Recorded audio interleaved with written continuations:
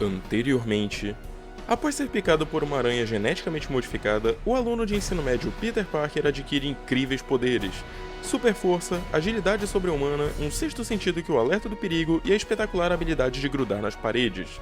Após um criminoso assassinar seu amado tio Ben, o jovem resolve usar seus dons para proteger aqueles que precisam de ajuda, aprendendo assim uma grande lição. Com grandes poderes, vem grandes responsabilidades. Assim ele se torna o Ultimate Homem-Aranha. Vocês foram atendidos e hoje eu trago pra vocês mais uma review de Ultimate Homem-Aranha, dessa vez com o arco A Morte de um Duende. Então, se vocês puderem, já dar uma força e compartilhar, porque o amigo aqui tá com alcance negativo, eu agradeceria. Vamos lá?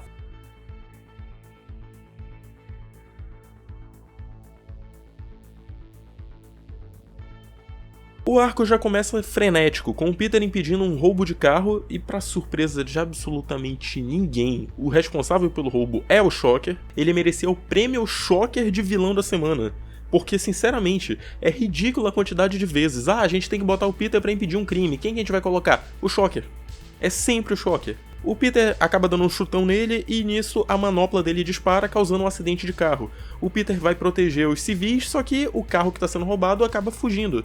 Nisso entra a Kitty Pryde, que também estava ali por pura coincidência e acaba ajudando o Peter a impedir o assalto.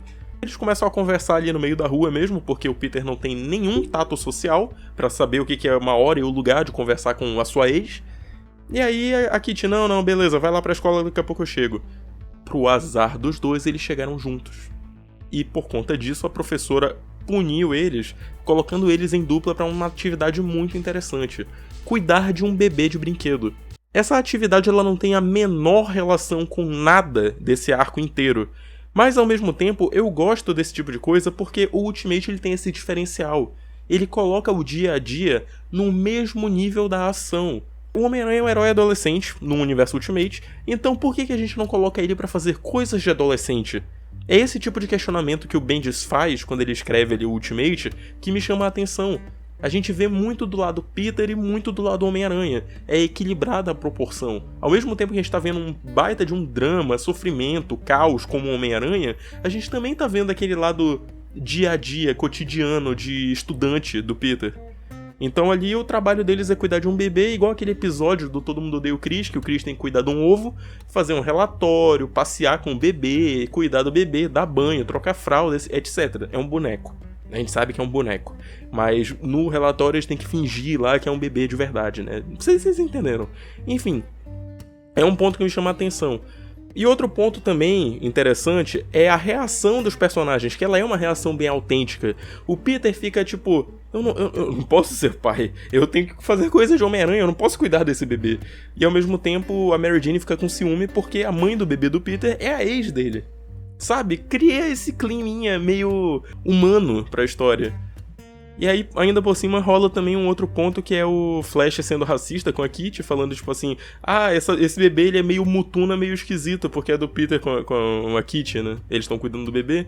O Kong, sabe, o careca de cavanhaque que a gente acompanha desde o início do Ultimate, ele para defender a Kitty. E aí a Mary Jane e o Peter dão uma força pra eles se aproximarem, né? Falam que o Kong participou do filme do Homem-Aranha e tal. Mas ok, a gente falou muito aqui de coisa estudantil, né? Trabalho de escola, vida civil, hahaha, humor e piadinhas. Mas aí chega a hora que a vida real alcança o Peter. Enquanto tá rolando todo esse plot ali na escola do Peter estudando, o mundo adulto tá bem movimentado. O Triskelion tá por um triz, o prédio foi altamente danificado em alguma história que eu não faço a menor ideia de qual seja, porque eu particularmente não ligo pra quase nada do universo Ultimate tirando o Homem-Aranha. Então assim, alguma merda aconteceu, o Triskelion tá todo destruído, os Supremos estão longe e o Nick Fury não está mais lá. A nova encarregada do Triskelion é a Carol Danvers, que nesse universo não virou a Miss Marvel, muito menos a Capitã Marvel. Aqui ela é a diretora Danvers. E ela está encarregada de fazer o transporte de todos os criminosos que estão no Triskelion. Só que pro azar dela, um dos caras que tá ali é o Norman Osborn, e ele quer fazer um acordo com o Nick Fury.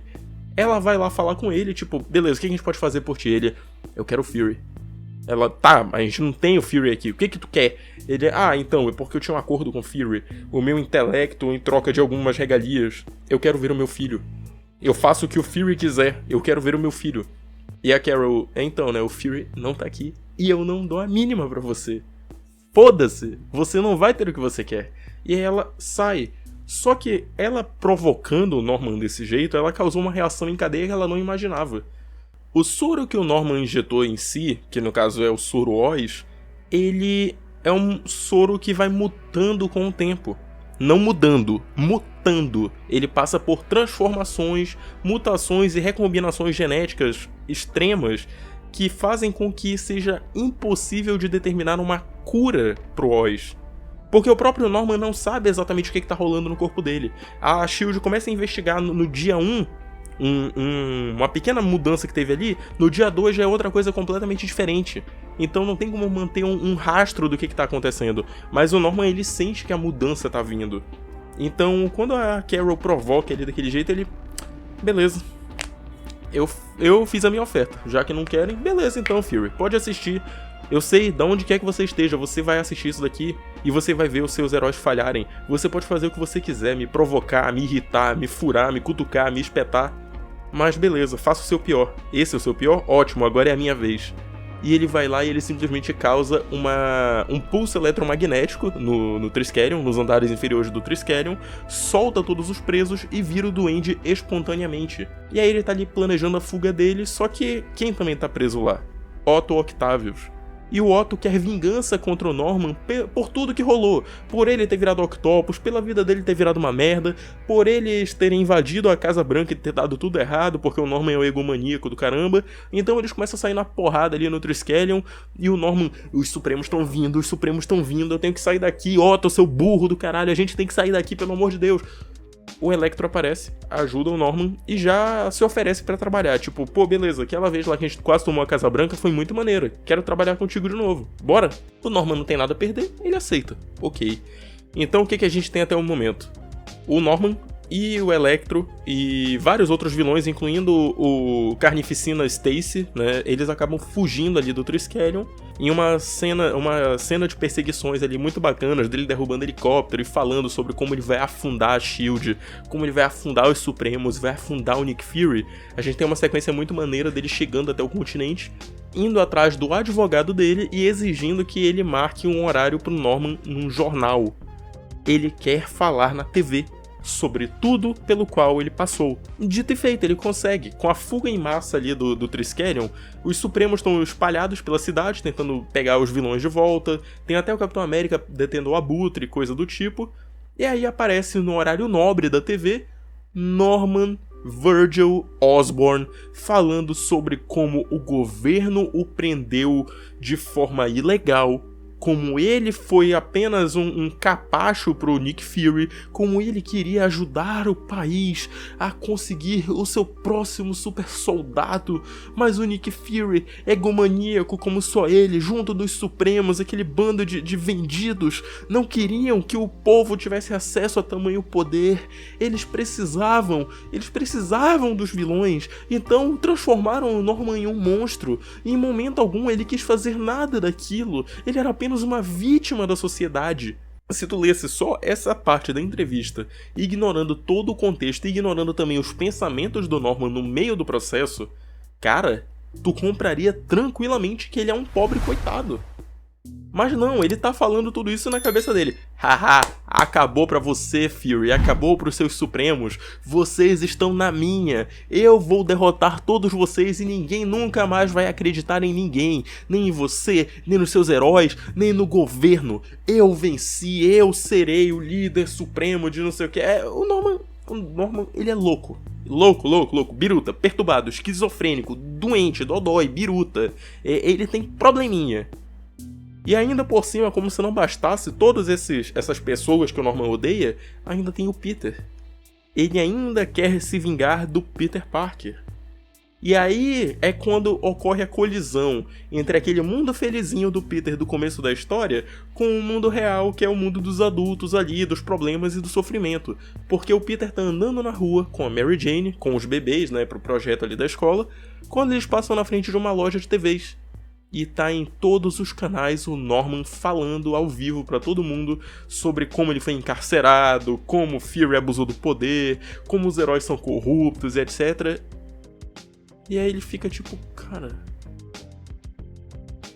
o que aconteceu?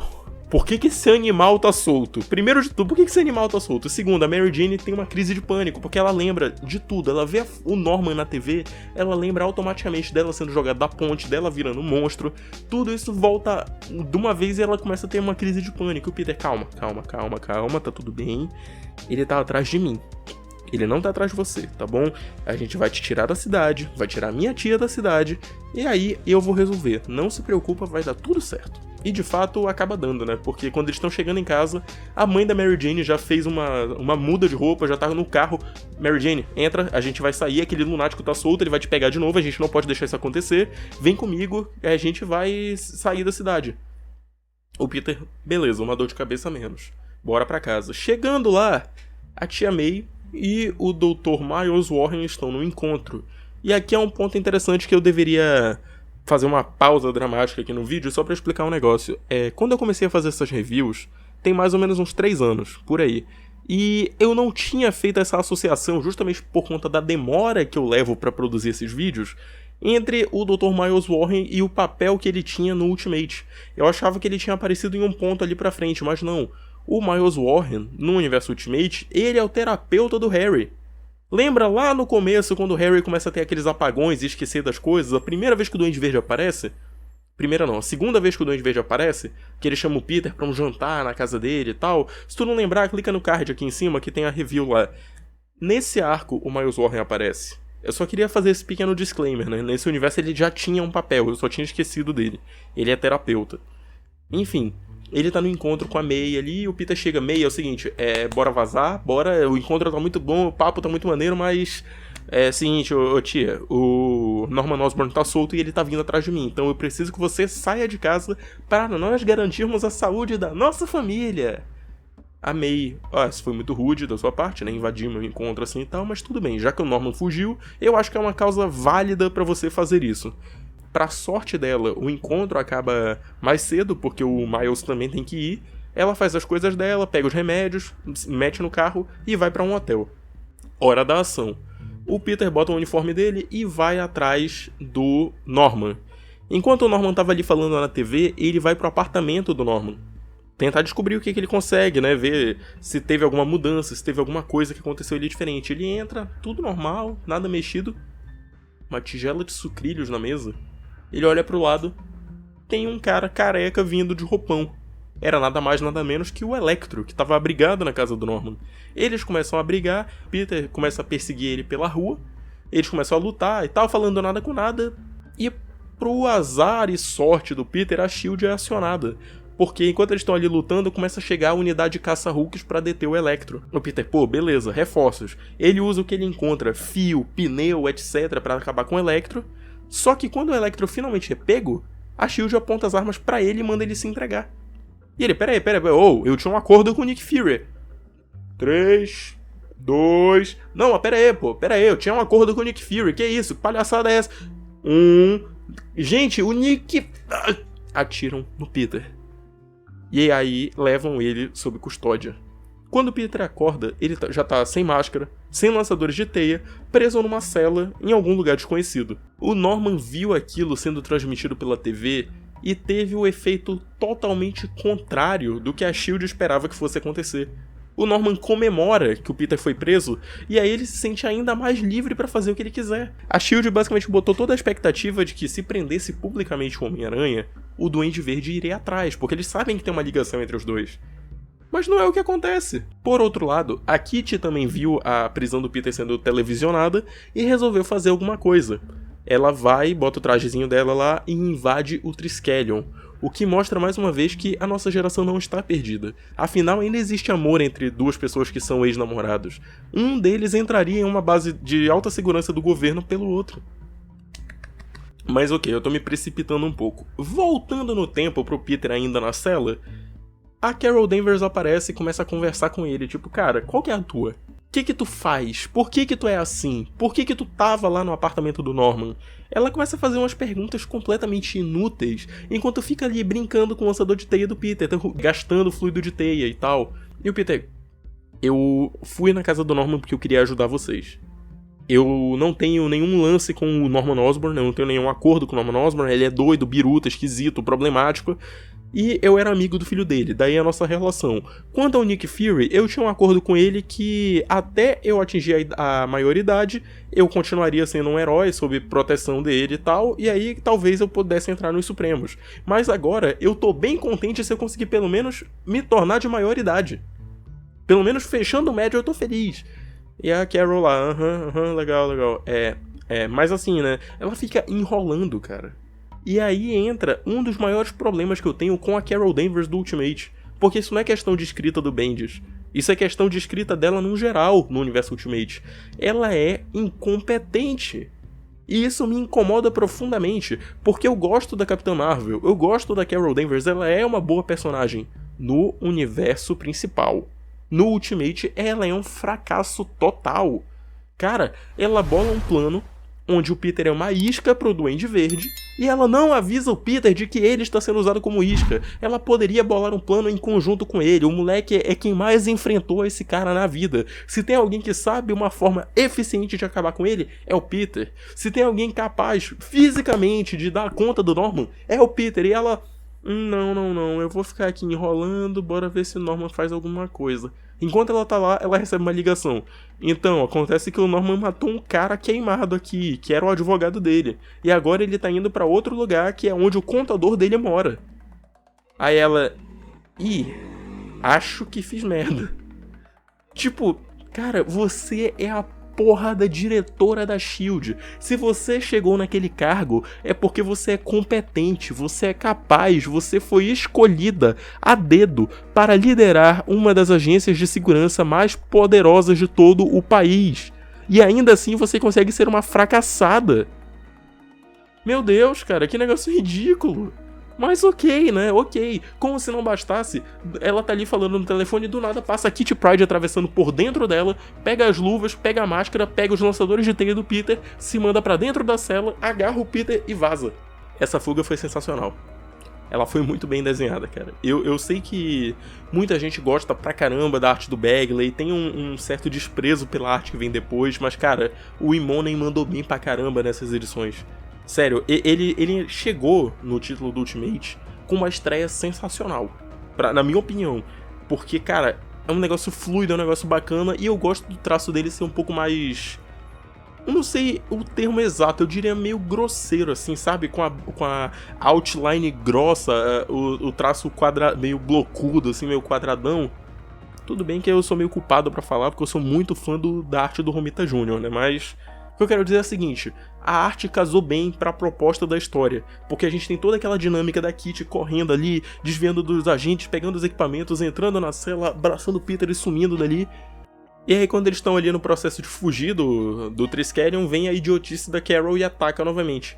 Só então, depois do Peter ter fugido da cela, da Kitty ter dado um rodo em todos eles, que ela resolve falar, olha, então, na verdade, o nosso plano era fazer você ser a nossa isca. Você ficaria preso naquela cela para que o Norman Osborn pudesse vir atrás de você, tá bom? Acabou que não aconteceu, infelizmente não foi como nós planejávamos. Por nosso erro pedimos perdão.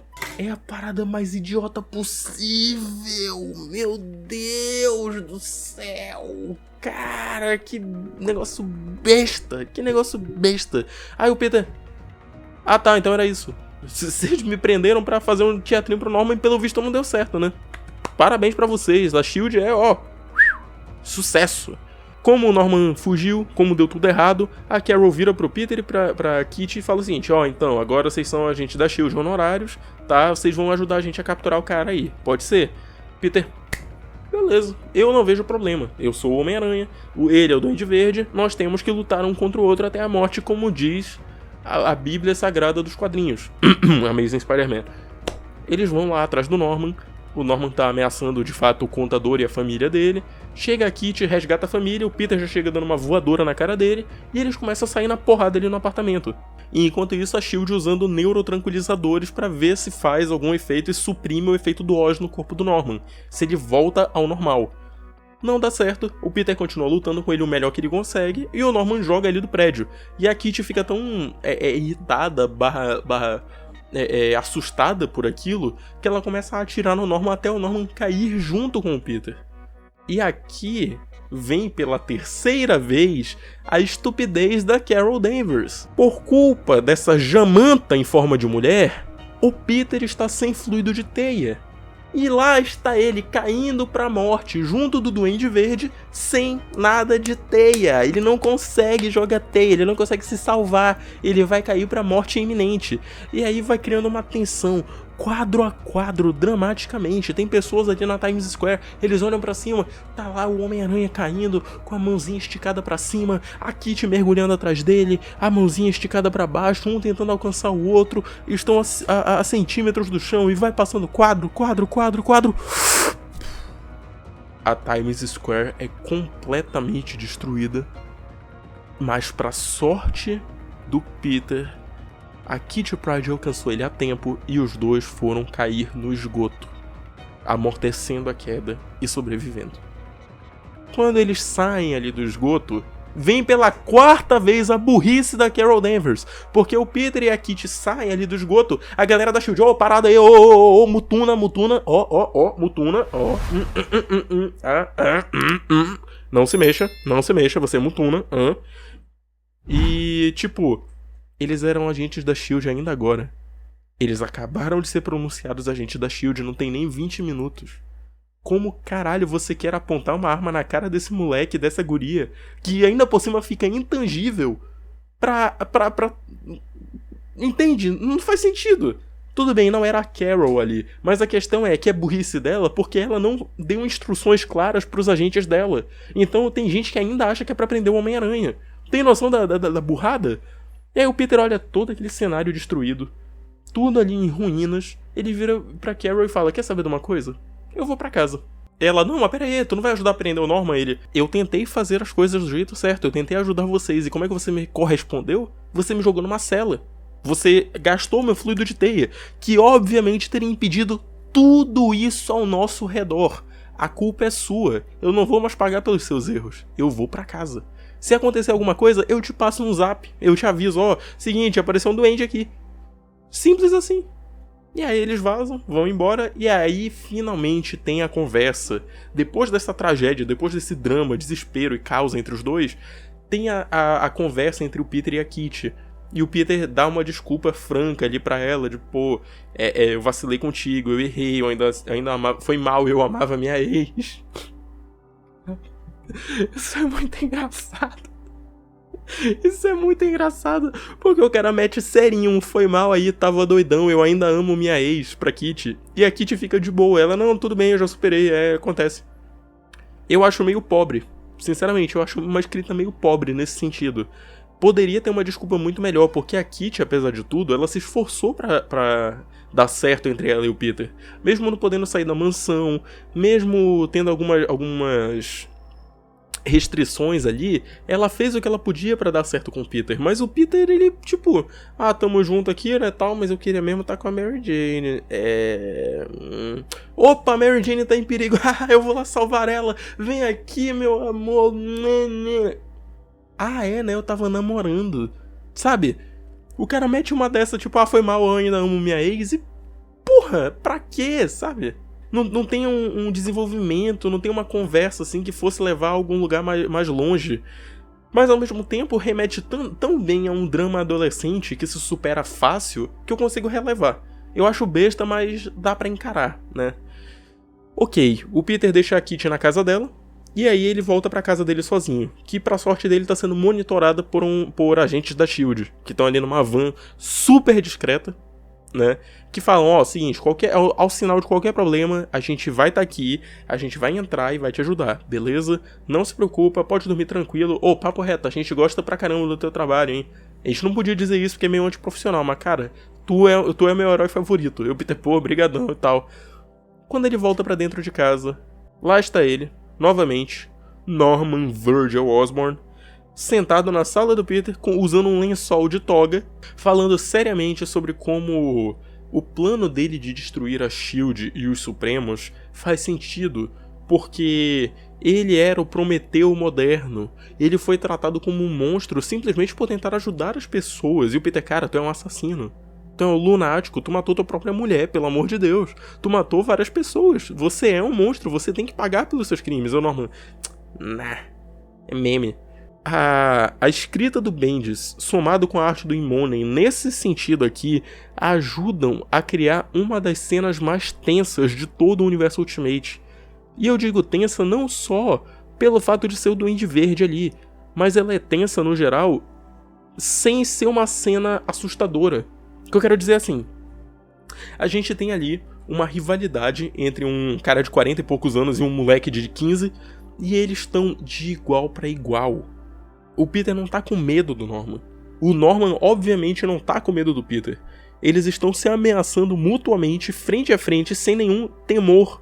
E fica nesse negócio assim, meio velado, sabe? Tipo, tá rolando uma guerra fria entre os dois em alguns quadros, onde tá um parado numa porta e o outro tá sentado no sofá usando um lençol da tia do Peter. Parece que eles realmente estão ali naquele momento de ódio genuíno que um vai partir pra cima do outro e começar a se socar. Mas não é o que acontece. Porque chega um bilhete embaixo da porta do Peter, o Peter olha aquele bilhete, liga a TV. O Peter liga a TV e o que tá acontecendo? O Harry Osborn foi na TV com a Carol Danvers falar que o Norman Osborn é um lunático, que matou a mãe dele, que o Harry tá sofrendo e que o Norman é um monstro sim, como todo mundo disse. Isso tira o Norman completamente do sério. Ele até esquece a rivalidade dele com o Peter, ele só apaga o Peter na porrada e foge o mais rápido possível dali pra ir até onde o Harry tá, que é no aeroporto-aviões. Acontece que essa transmissão ela não foi feita ao vivo. Ela foi direcionada pra TV da casa do Peter, porque já sabiam que aquele era um lugar que ele iria. Foram 4 erros contra 1 acerto da Carol Danvers. Parabéns, você é realmente a pior jogadora de toda a temporada. Meus parabéns. Mas enfim, o Norman chega lá, tipo, que palhaçada é essa? Vocês estão usando meu filho contra mim? E aí começa a porradaria generalizada, a SHIELD já tava preparada pra chegada do Norman, então tá todo mundo com traje caça-Hulk, eles começam a lutar, tiro pra tudo quanto é lado, o Harry vira duende, começa a sair no soco com o próprio pai, chega o Peter de última hora também, começa a bater neles, todo mundo lutando, porradaria, o Norman mata uns agentes da SHIELD queimados e etc, e o Peter o máximo possível tentando parar o Norman mais rápido, mas ele não consegue, ele não dá conta. O Norman tá muito furioso e tá muito forte. O Norman joga o Peter lá pra puta que pariu, o Peter desaparece por algumas páginas. E o Harry vai pra cima, tipo, pai, pelo amor de Deus, para com isso. Eu só quero ir pra casa, a gente tem que ser uma família de novo. E o Norman, não, é assim que você me retribui? Eu te dei poder, eu te tornei poderoso, eu te tornei o que você é, e é assim que você me responde? Você é só um covarde, você é só um fraco, você não entende o que é poder de verdade! Enquanto ele espanca violentamente o filho dele até a morte. A SHIELD para de atirar, e aí fica todo mundo tipo, cara, você matou seu próprio filho! O Norman percebe o erro que ele cometeu, e aí ele para e... Ok. Ele destransforma, só vira... Me mata, por favor. E ele é morto pela Carol Danvers. Ela dá um tiro na cabeça dele e acaba com isso. E um ponto que me chama a atenção, depois da morte do Norman, é que eu percebi que, por algum motivo, o Norman Ultimate ele tem mais aura que o Norman principal. Eu não sei explicar, mas eu tenho essa sensação. Acho que pelo fato da aparição dele ser mais linear e ser escrita do começo ao fim pelo Brian Michael Bendis, ela acaba vendendo essa consistência maior na personalidade dele. Considerando o Duende Verde dos anos 60, né, ali daquela primeira época que o Norman teve vivo, da edição 14 até a 122, ele tinha uma maldade, mas não era aquela maldade... Eu vou dominar o mundo com o poder que eu tenho. E sim, máfia, eu quero dinheiro, eu posso fazer as coisas. Não, é uma aura mais comedida. E isso vem muito dos anos 90, né? Porque se a gente analisar, depois que o Norman voltou, após a saga do clone ali, tipo, eu era o responsável por todo esse drama que você está vivendo, Peter. eu causei esse inferno na sua vida, depois dessa época, o Norman ele muda. Ele não é mais aquele vilão escrachado dos anos 60, ele é um outro vilão, na minha concepção. Então o Duende Ultimate ele bebe muito mais dessa segunda encarnação, entre aspas, do Norman, do que da primeira. Então, por conta disso, esse Norman Ultimate ele me vende uma aura melhor de Norman Osborn que o Norman original. Claro que hoje em dia eles são equiparados, né? Porque as histórias dos anos 2000 elas deram uma boa repaginada em quem o Norman é. Elas ajudaram muito a vender esse Norman mais corporativo, que é meio que o Norman do Willem Dafoe, né? Mas enfim, isso é só um ponto mesmo que eu queria comentar. Eu gosto da forma como o Duende Ultimate ele é uma enxugada legal da identidade Osborn. Quando o Peter finalmente volta, depois de ter sido jogado lá pra casa do caralho, ele chega tipo, o que aconteceu aqui? O meu melhor amigo tá morto por causa de vocês, porque eu confiei em vocês. Por culpa de vocês, o meu melhor amigo tá morto. E a Carol, não foi culpa nossa, nós tentamos curar ele. Não, vocês usaram ele como arma. O moleque tava com ódio no sangue, o que vocês fizeram? Vocês usaram ele. Vocês podiam ter tratado, mas vocês usaram ele. E a Carol, não, mas veja bem, ele, não chega perto de mim. Não chega perto de mim que eu não sou teu amigo. Eu conheci o Nick Fury, eu não te conheço. Se tu chegar perto de mim, não vai dar certo.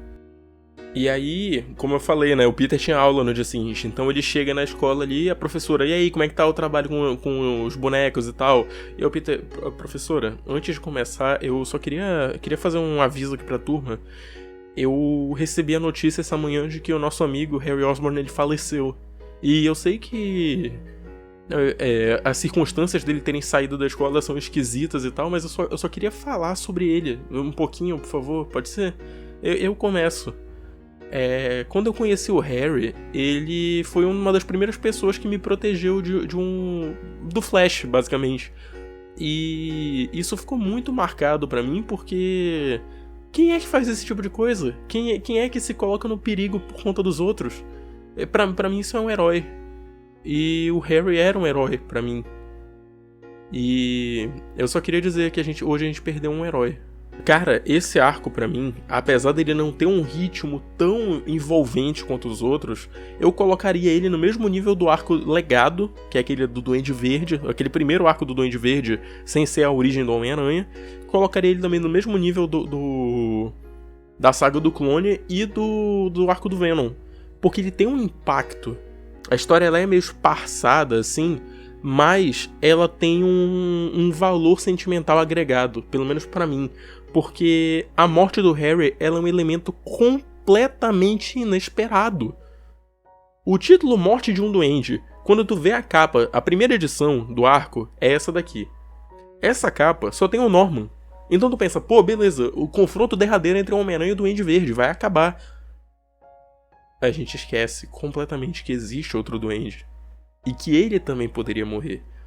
E assim, ele não morreu como um inimigo do Peter. Porque em um momento... ele tem aquele arco do Duende Macabro ali, onde ele tenta acabar com o Peter e tal, mas é porque ele tá sendo manipulado.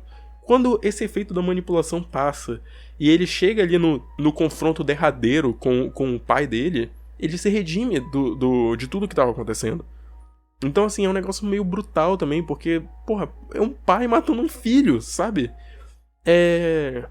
O cara era tão obcecado por poder e por vingança que ele acabou destruindo aquilo que ele queria supostamente preservar, que é o próprio filho. Quando tu pega pra fazer a reflexão de todo o arco, considerando como ápice a morte do Harry, cara, esse arco ele é muito bom. Muito bom mesmo. Ele tem seus percalços ali, tem uma perdinha de tempo com o Electro e pá. Ele tem esse elemento que pega, que é a morte do Harry.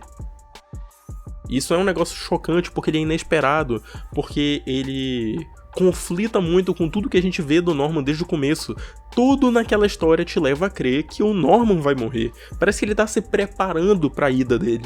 Porque ele fala, não, a S.H.I.E.L.D. vai pagar, o Nick Fury vai pagar, vai todo mundo pagar, eu vou me vingar de todo mundo. Parece que tá naquele... É isso, antes de eu ir eu preciso fazer essas coisas. Ele tá fazendo o checklist de tragédia dele.